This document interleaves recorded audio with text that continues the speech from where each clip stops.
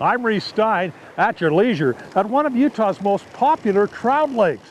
Here at Schofield Reservoir, you might catch a limit of rainbows, maybe even a nice cutthroat or monster tiger trout. But Schofield, as good as it is not without its problems. Several years ago, we noticed Utah chub becoming increasingly abundant, and they basically, over the course of several years, increased their numbers exponentially. Utah chubs, the scourge of the state's trout lakes. These non-game minnows multiply fast and grow fast and can take over the pond. They eat zooplankton, they'll even eat small fish. So they're just a direct competitor to our trout species. A lot of fish. A lot of fish. Yeah. This month, state biologists are sampling Schofield using nets they've left out overnight to snare the fish. The nets come into the boat filled with every species of fish in the lake, including the most recent addition, the brook brown trout hybrid, tiger trout. Boy, look at this beauty. This is what Schofield's known for, monster tiger trout. The state record came out of here last summer. We got a cutthroat in a gill net. We're doing our fall sampling right now. We have 5 gill nets that we set at some standardized locations that we randomly selected years ago. It helps us assess survival of our stocked trout species. All 3 species of trout we have in Schofield are stocked. We have tiger trout, cutthroat trout, and rainbows. The nets are then strung out on the boat ramp where the fish can be sorted for processing. They're looking for lots of big cutthroat and tiger trout, 2 predators they hope will eat enough chubs to keep them under control. And so far, things look pretty good. Really great size on our cutthroat. Health conditions are looking really great. Fat fish, a lot of fish over 20 inches. We even have several over 24 right now. So tigers are doing great. Most of the chubs look like they're older class, and hopefully that means the tigers and the chubs or the tigers and the cutthroat are taking care of the smaller chubs for us. So hopefully feeling pretty good. No rainbows yet. Hopefully they'll show up for us.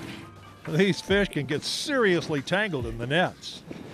Ah, yes, picking nets, definitely the most fun part of the job, huh? Oh, yeah. Yeah. Hopefully they slide right out, but sometimes that doesn't work. Just have to carefully slide them out. Head first is a lot easier, yep. Sometimes it doesn't work that way.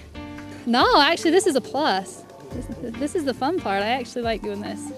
Winter or summer, Schofield is one of Utah's most popular trout lakes, but the chubs have forced the wildlife guys to change the regs here. You can't keep most of the trout you'll catch. All cuts and tigers between 15 and 22 inches must be released immediately. The restriction doesn't apply to rainbow trout. What that does is it keeps large predatory fish like this one in the population longer before they're harvested. So the goal is to get a really healthy population of large predatory sized trout that'll help us control Utah chub. The restriction doesn't bother Schofield veteran Ed Knight of Price. You fish Schofield a lot? Quite a bit, quite a bit. Why? Because you catch bigger fish here. I usually catch 3 to 5 pounds, at least 1 or 2 every time I come out. So. All the netted trout will go to Utah State Master's student Lisa Winters, who's studying the dietary relationships of chubs and trout. While chubs eat small trout, big trout eat chubs and get even bigger. People are happy that state record tiger trout are being pulled out, and that's most likely due to a really good prey base of chub.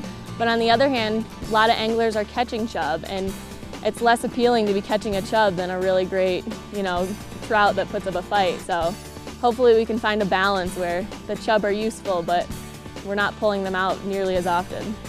And so it's really important, that we try to get it back to where we can have a 2-tier fishery, have a large predator and a second sport fishery in the rainbow trout, and really bring the crowds and the fishermen back up here. Chemically treating the reservoir and starting over is an option, but for now, no changes are planned.